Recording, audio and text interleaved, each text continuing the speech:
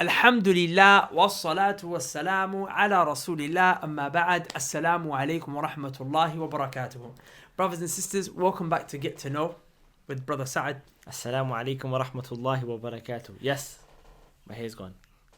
So, in this episode, inshallah ta'ala, we're going to be talking about a scholar the likes of which mothers have become tired in trying to give birth to scholars like this now.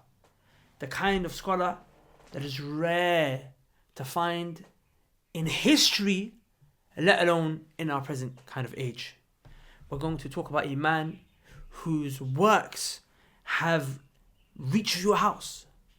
You'll struggle to find a practicing household except one of his books are inside your house, directly or indirectly.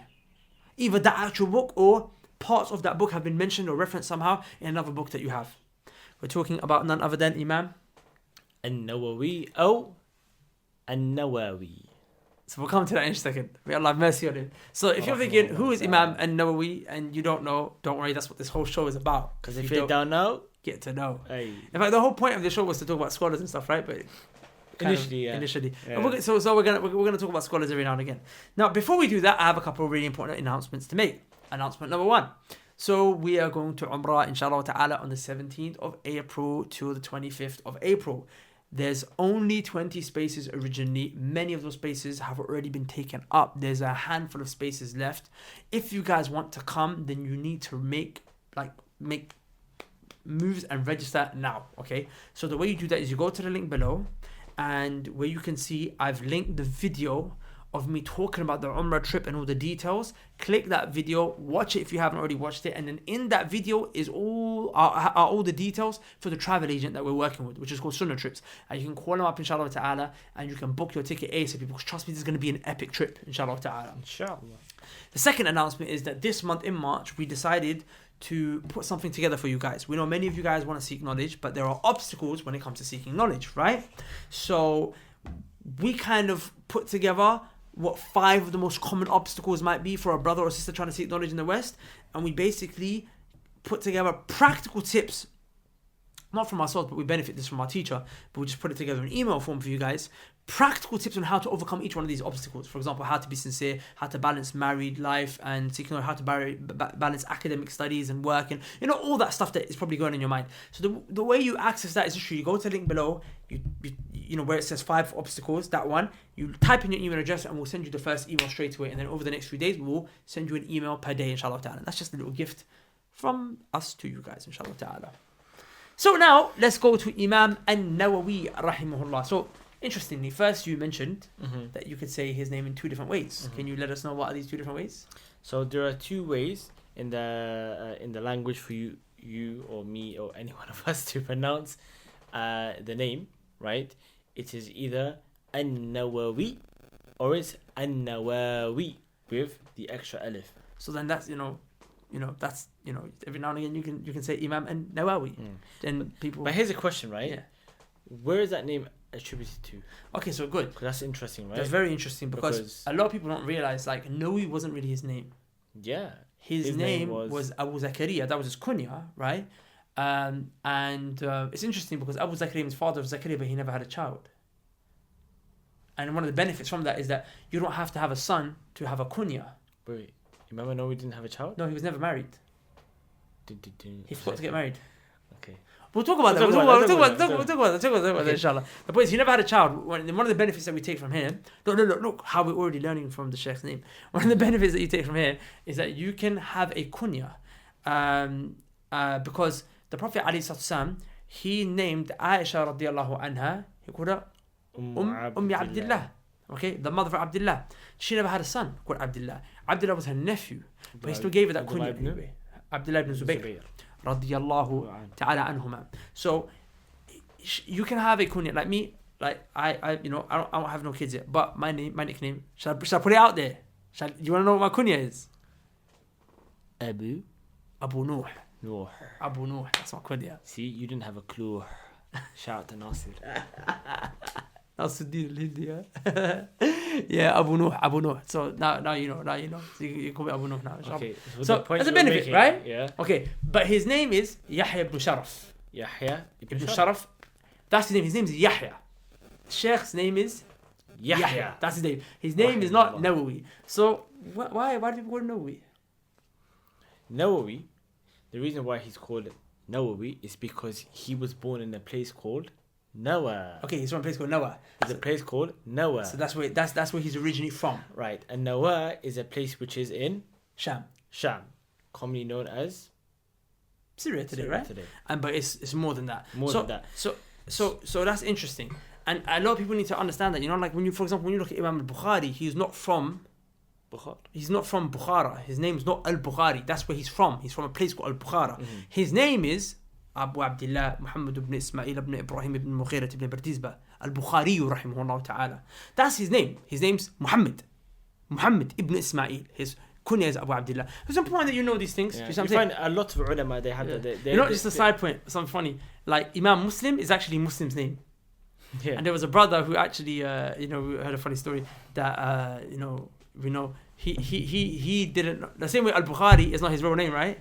He thought Muslim wasn't his name. Mm-hmm. He thought Muslim. Whenever you say this hadith narrated a Muslim, he thought like every Muslim narrated it. Yeah, he's probably confused, isn't it? No, his name's actually Muslim ibn Hajjaj. Okay, so good. We went through the Sheikh's name. Go ahead. Okay, good. So the Sheikh's name is Yahya ibn Sharaf, and his kunya was Abu Zakaria. He was born in a place known as Nawa in the year 631. Mm-hmm. Okay. And for that reason, because of the place where he's from, he was attributed to that by his name, and that's why he's known as Imam al Nawawi or Al Nawawi, whichever way you want to pronounce it. They're both accepted. The Sheikh, tell us a bit about his father. Okay, so the Sheikh was moved to Damascus. Mm-hmm. Okay, and it's a very interesting story, about him and being in Damascus, and something that his dad used to do for him. Mm-hmm. Now, in Damascus at the time, there was a question mark over the transactions that used to take place, because the land in which they would grow food, that they would grow their crops, there was a question mark if it was a halal transaction in the way that it was acquired. So based on that question mark, the Sheikh didn't want to eat any food that was coming from a haram place, right? Okay. So what his dad used to do was his dad used to send the food to him all the way from his original town, all the way to Damascus. So the Sheikh would never eat food from the city he lived. He would wait for his food to come from outside the city. And one of the reasons for that is because, look, a lot of people ask, how did we get to be like Imam Nawawi? He had all this knowledge. He had all of his works, all of this that Allah put into his works for him. How did he end up doing all that? Well, one of the ways is the fact that he ate halal. Remember, his essence, his being, only consumed halal. It only consumed what's pure. Inna Allah tayyibun la yaqbalu illa tayyiban. Allah Azza wa Jalla is pure. He doesn't accept that which is pure. Does that make sense? So that's why his father used to send in that. And that's very profound. Yeah.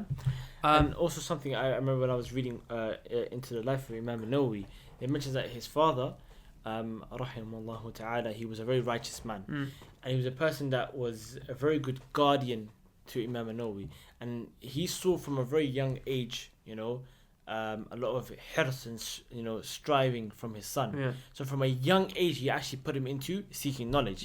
And I think that's very powerful, because a lot of the times you find that parents, they may put their kids into madrasa, but there isn't that kind of push that a child should get. It's just okay, go madrasa right after school and drop you off and etc. But his father gave a lot of concern to him, spent a lot of time with him, making him read Quran, making him go to the halaqat al-ilm, the circles of knowledge. And I think that's something that everybody needs to take into consideration. When we have kids, if you want your child to seek knowledge and you want them from a young age to understand Quran and etc., you have to put a lot of efforts into that, being a parent. Whether you're a mother or a father, whether you're a single parent or you've got both parents, putting in a lot of time and effort and pushing them from a very young age. Because for those who seek knowledge from a young age, it's like carving into... Yeah, Imam Hassan al-Basri, he said, العلم في الصغر كالنقش على الحجر. Seeking knowledge when you're young is like carving into a rock. والعلم في الكبر كالكتابة على الماء. Is like writing on water. Seeking knowledge when you're old is like writing in water. If I carve into a rock, it's gonna stay. If I try to write in water, what's gonna happen? The water's gonna go back to normal. It's gonna go back to normal. Yeah. Meaning it won't stay, it won't remain. That's very powerful. So we could see that and that's a common trait we find in a lot of the ulama, that their parents, they took them from young, they put them into circles of knowledge, and so on and so forth. Okay, coming back to Imam Nawawi rahimahullah. So I want to talk about his eating habits a little bit more, right? So we already learned that the Shaykh rahimahullah, before we go into eating habits, sorry, I just was going to drink water, but it's just something because I read this and I thought it was quite amazing as well regarding Imam al Nawawi. The point being is because his father had put him into all of the seeking knowledge from a very young age. It's interesting. I was reading into this biography and it mentions that Imam al Nawawi, when he was young, he was a person that always used to read the Quran. And so whenever it was time for kids to play together and stuff, he'd always used to run away. It's in fact, it used to get so bad that some of the kids, they really wanted him to play with him, that Imam al Nawawi just used to start crying. Like, I don't want to play. I want to go back to my Quran. I want to go back to reading my Quran. And that is only because the efforts that his father put into him from a very young age. It's true, like a lot of people, they wonder why their kids are out selling drugs, this, that, and the other. It's because they never nurtured their kids properly. Like, I remember kids, they don't learn they don't listen by what you say. They don't listen through their ears. They listen through their eyes. Meaning you have to do in front of them that which you want them to emulate. That makes sense. So parents, if you want your kids to learn Quran, you need to learn Quran. You want your kids to seek knowledge, you need to become to the circles of knowledge. They need to be nurtured upon seeing you come to the circles of knowledge. We'll go to his eating habits now. You really talk about that, right? Yeah, because it's actually amazing, man. Because like we love to go out and eat food, and every now and again, okay, it's a motive. Okay, let's go taste of the whore and get like a chicken korma with some butter naan, and why not, So we like to do that. Speak for yourself, bro. Listen, you like you like the chicken karai, okay? Hot. I like it mild. I don't like the korma, I like the karai. But yeah, go on. The point is that Imam Nawawi rahimahullah, I mean, when I think of this, I get very embarrassed. The person feels very shy. He never used to eat his own food. His sister used to basically crush the food for him, and then she used to put it in his mouth. And the reason she did that was not because he was a baby and couldn't eat himself. No, it was because he wanted to benefit from his time so much so that for him it was like eating food is a waste of time. Like if I can have someone crush the food for me, that means I'll spend less time chewing, which means I can swallow it easier. And the fact that someone's going to be feeding me, I can at that time just be reading, I can be studying, I can writing, just literally just eat like that. And that's how a lot of the Salaf were. A lot of scholars were like that. Imam ibn Aqil, rahimahullah, he used to say that the time that I hate the most is eating time, food time. Because for them it was like, I'm only doing this because I'm going to die if I don't eat it. Yes. I'm only doing this so I can have enough to go back to my studies, go back to my work. You see what I'm saying?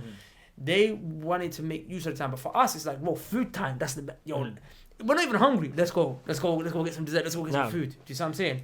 And to be honest, I remember, to be honest, man, a lot of time gets wasted. A lot of time. I remember there was a time when every day brothers just wanted to eat food. Do you remember that time? I feel like, well, I'm not gonna lie. And when you want to seek knowledge, you want to study, and there's more valuable things. I'm not gonna lie, you will start to hate eating food time as well, innit? I be conscious, brothers and sisters, for those of us who are talking about, time, I don't have time, just look at how much time you spend in the chicken shop. Look at how much time you spend going out for eating meals. Because wallahi, it's a waste. A lot of it is a waste. Is that the statement of Imam Malik? And I mentioned it before as well. He said that anybody that's concerned about what's going to go into his stomach next will never be a talib al-ilm, will never be a student of knowledge. Every day we wake up, worried about I need to eat. Yeah, I need to eat. And subhanAllah, you're not gonna. You can't be concerned. You can't be concerned. The food should just come. Days have that for you. It has to be like, subhanAllah, 24 hours I didn't eat. Like was it when Imam al Nawawi ibn Jarrah, the teacher of Imam Shafi'i rahimahullah, when he met Sufyan al-Thawri, one time he met Sufyan al-Thawri, and Sufyan al-Thawri was kind of like off with him. He was just kind of like. He just says salam like that. Now imagine like, when you give salam like that, innit? Now if there's somebody you don't really want to talk to him, you kind of just walaikum salam, how you doing? You're right. I kind of walaikum salam. So he kind of did that, innit?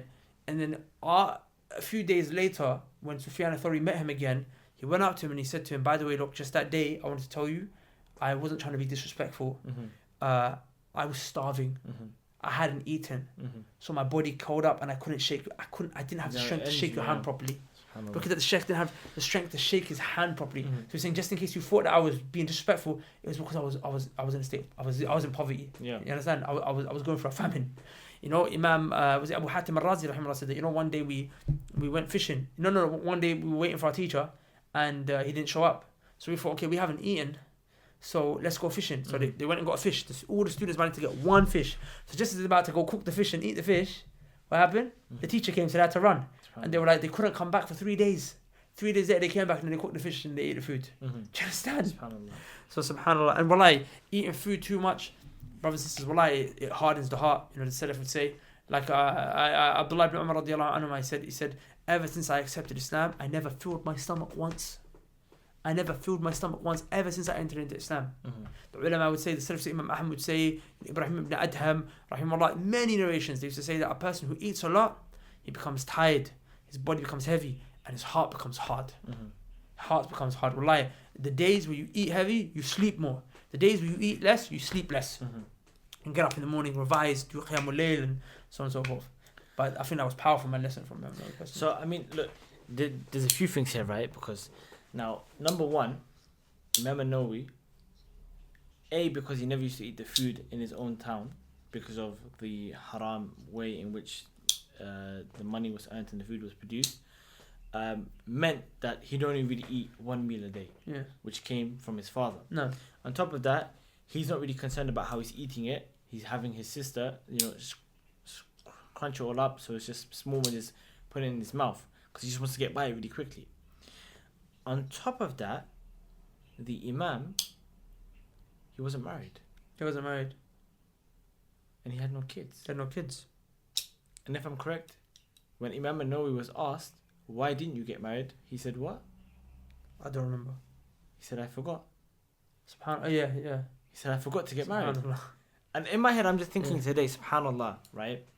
Imam al Nawawi, being the Imam that he is, the works that he's produced, and when he's asked about marriage, why did you not get married? He says, I forgot.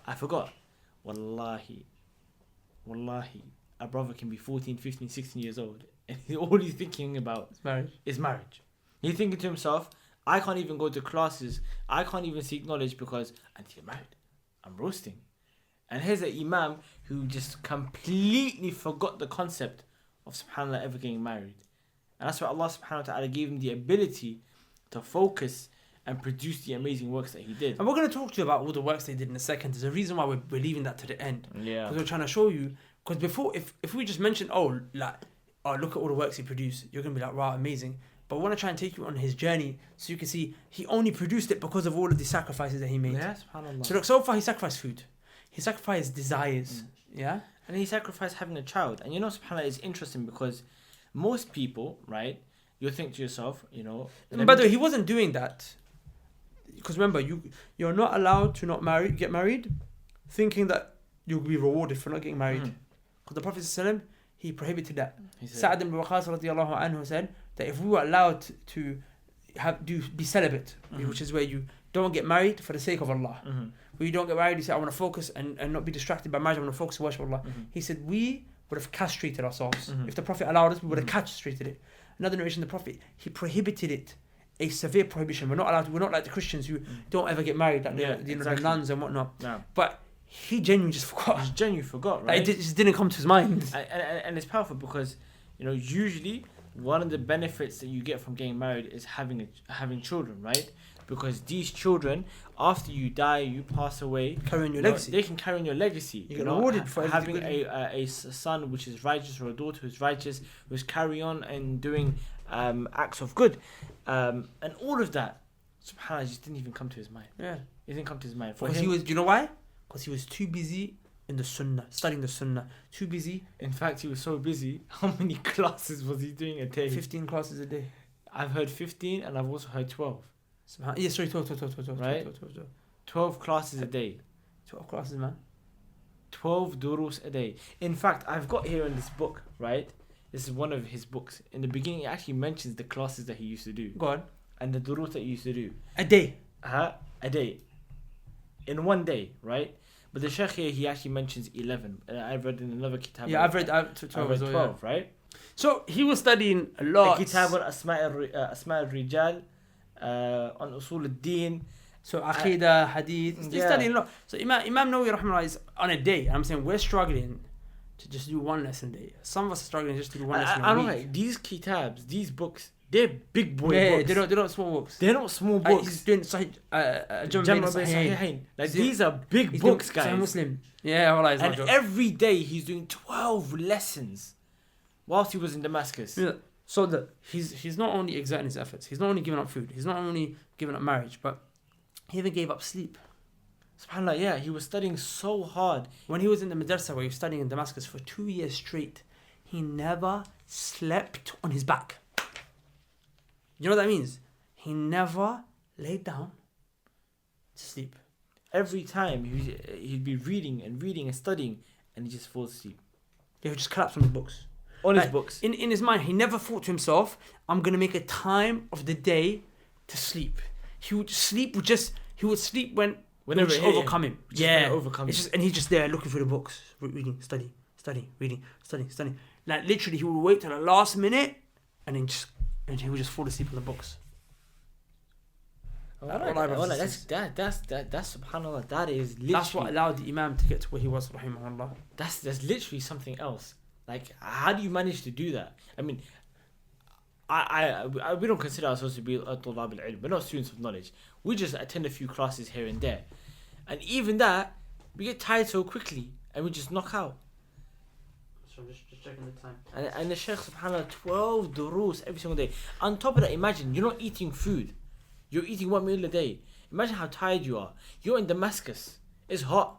Your dad's not there. Your dad's not there. Your family's not there. Shall I tell you something else he used to do, which is mad.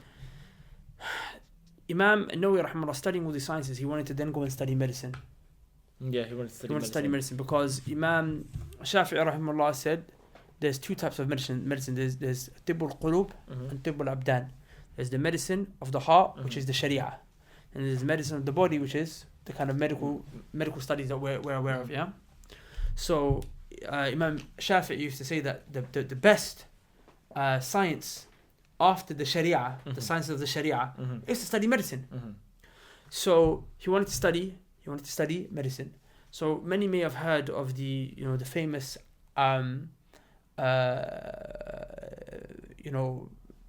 doctor from the Islamic world, Ibn Sina, even though he himself was a kafir, because he had some beliefs that were really corrupted.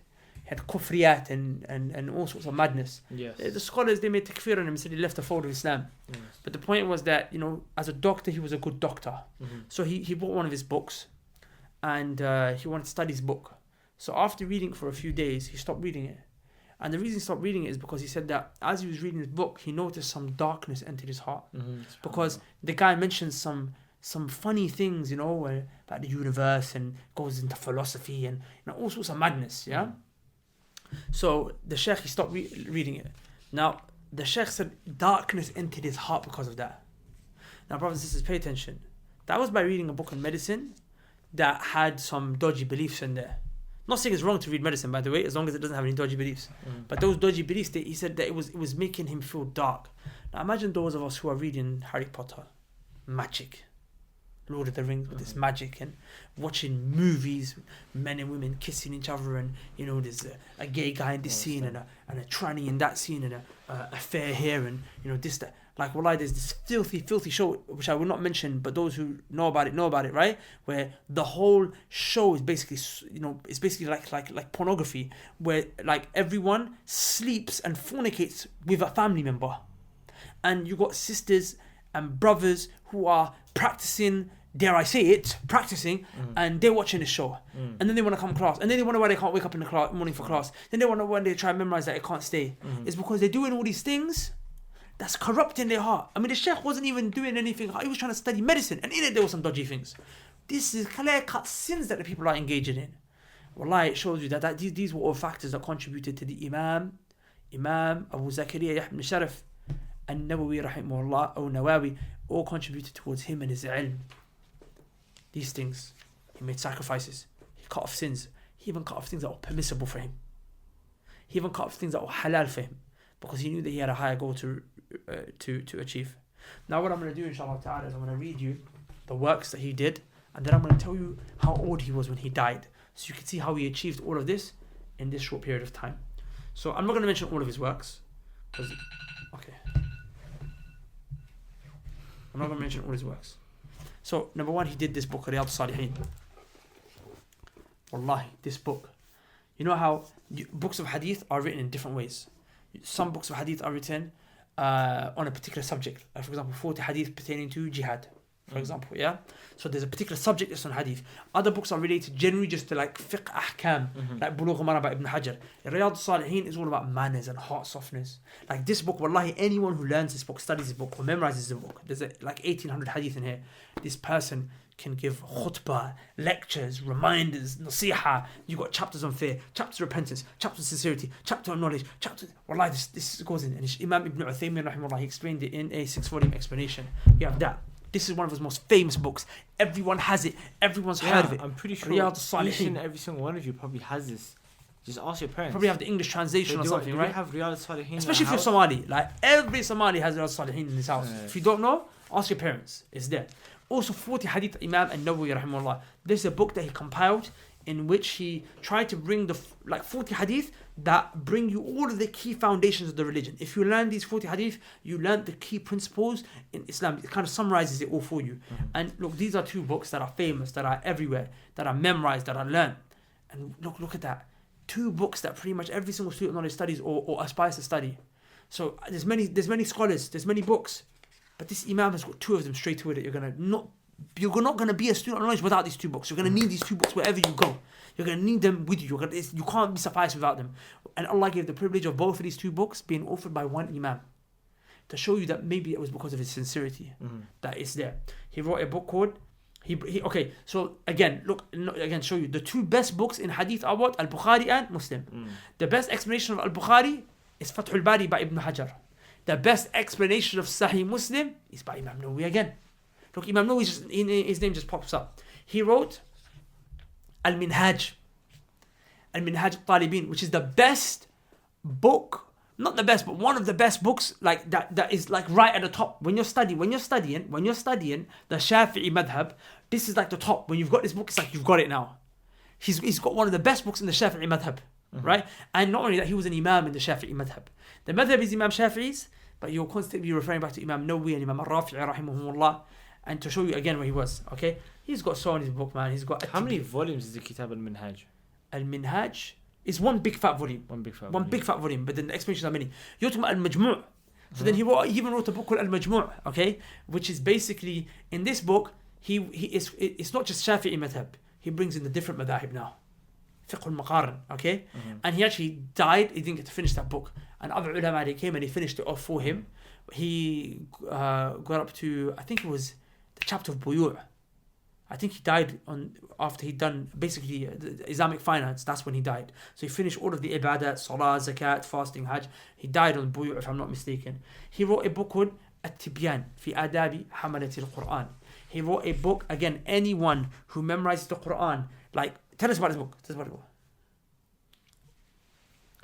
At-Tibyan.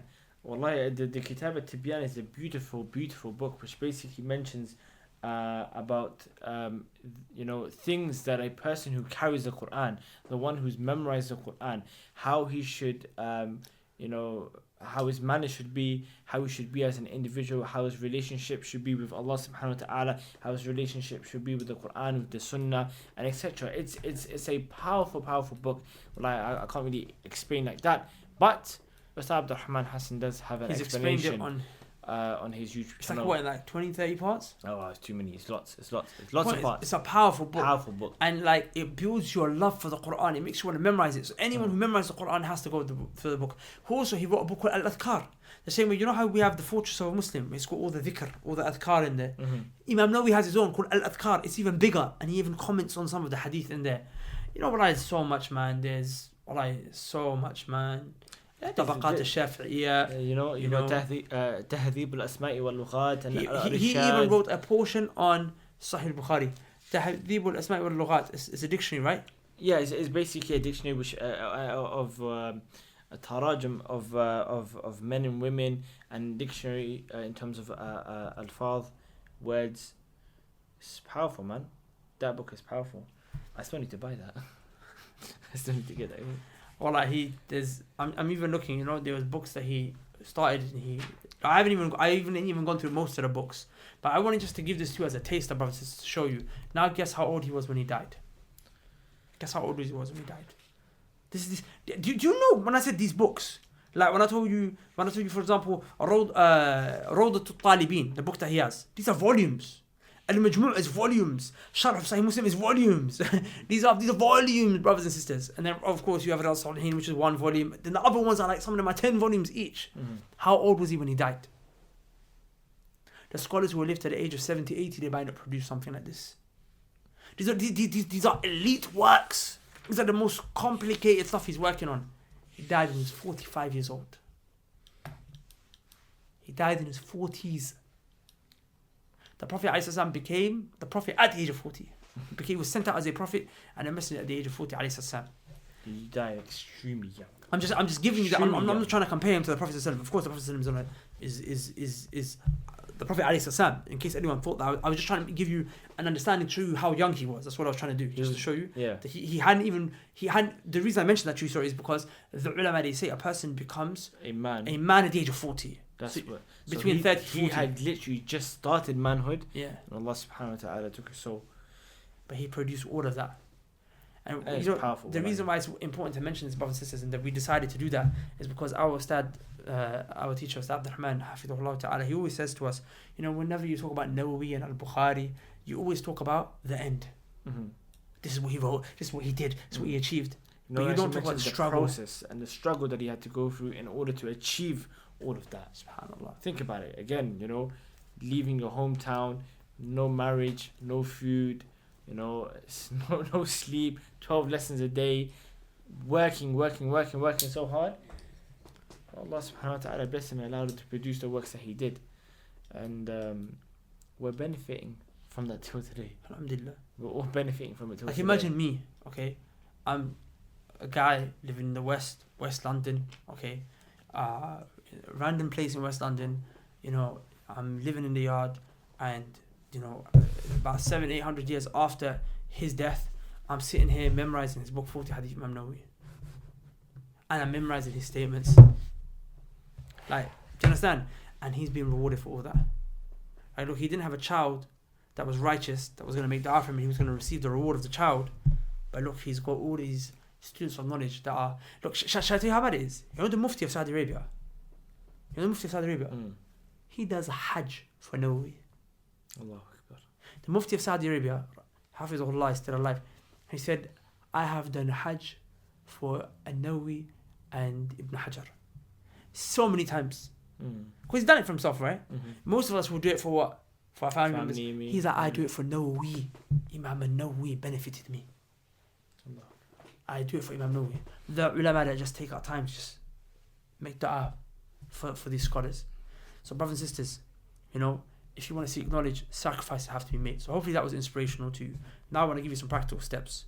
If you don't know, Ustad Abdul Rahman has classes in West London, Dar es Salaam, every day in the morning, 7 a.m. If you come to the masjid, there'll be a class, okay? Except for Friday, the class is at night on that day.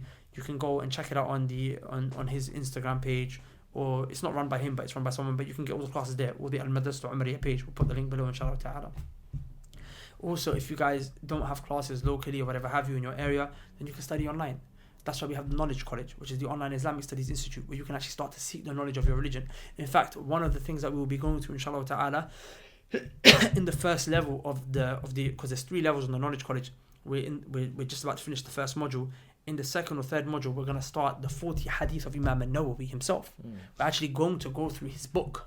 We're going to learn those hadith, and you will, inshallah ta'ala, memorize them. Like, this is something that we're going to all do. So it's you know, that's an option for you as well. And you know, don't forget the Umrah trip. We've got 100%, we've got less than 20 places.